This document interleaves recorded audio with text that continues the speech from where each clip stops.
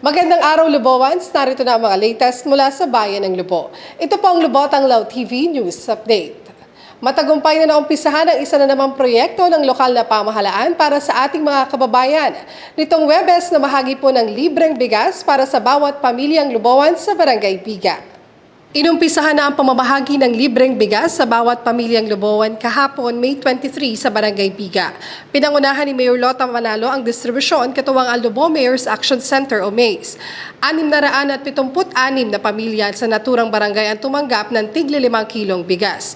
Lilibutin ang iba pang barangay sa ating bayan para sa distribusyon. Ang pondo sa programang ito ay buhat sa MSWDO Family Welfare Services. Pinangunahan pa rin ni Mayor Lota Manalo ang pamamahagi ng libreng bags at sapatos sa mga grade school students buhat sa iba't ibang barangay sa ating bayan noong Lunes, May 20 at nitong Miyerkules, May 22. Kabilang sa pinamigayan noong Lunes ang Lubo Central School na may 557 students, Sulok ES na may 174 students at Sawang ES na may 86 beneficiaries.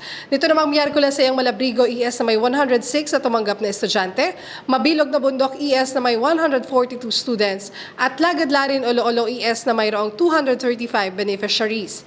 Ang pondo sa programang ito ay buhat pa rin sa Opisina ng Punong Bayan at naisakatuparan sa inisyatibo ng ating butihing Punong Bayan, Mayor Lota Manalo, sa pangunguna ng Mayor's Action Center o MACE, kasama ang Pambayang Federasyon ng Sangguniang Kabataan at Kasama Ka. Nakasama rin sa distribusyon, sina Bukal Wilson at Gently Rivera na nagkaloob ng medyas para sa mga bata at Dr. Reyna Abu na namigay naman ng mga tumblers. Matagumpay namang naidaos ang Verde Island Passage Lubot Swim Junkie Challenge na ginanap noong Linggo, May 19 sa Barangay Malabrigo. Higit 300 swimmers buhat sa iba't ibang panig ng bansa ang lumahok sa kategoryang 2.5 kilometers at 5 kilometers swim race. Ito na ang ika-6 na taon na isinasagawang kompetisyon sa ating bayan at ito ay inorganisa sa pangunguna ng Lubot Tourism Office. Layunin ng kompetisyon na magbigay ng awareness ukol sa pangangalaga at proteksyon ng Verde Island Passage. Namahagi naman noong Miyerkules, May 22 sa Lubot Town Plaza ang DSWD, katuwang ang ating Municipal Social Welfare and Development Office ng 5,000 cash assistance sa ilalim ng programang Assistance to Individuals in Crisis Situation. 500 kababayan natin mula sa iba't ibang barangay ang naging benepisyaryo ng programa. Personal na dumalo si Mayor Lota Manalo sa distribusyon, kasama si ABC President Renato Lat.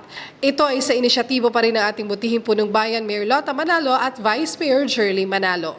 Samantala, isinagawa ang ceremonial turnover ng Phase 2 Kalahi Seeds Project na bagong barangay access road sa Barangay Fabrica noong May 20. Pinangunahan pa rin ni Mayor Lota Manalo ang turnover ng proyekto at paggagawad ng plake ng pagkilala sa volunteers na tumulong para maitayo ang proyekto. Ang proyektong ito ay sa pagtutulungan ng Kalahi Seeds at ng lokal na pamahalaan kung saan layong bigyan ng kalayaan ng mga barangay na pumili ng proyektong angkop sa kanilang lugar. At yan po ang mga latest na balita buhat sa Bayan ng Lubo. Para sa iba pang updates, maaari niyong i-follow ang ating official social media pages. Ako po si Angelique Atienza Romero.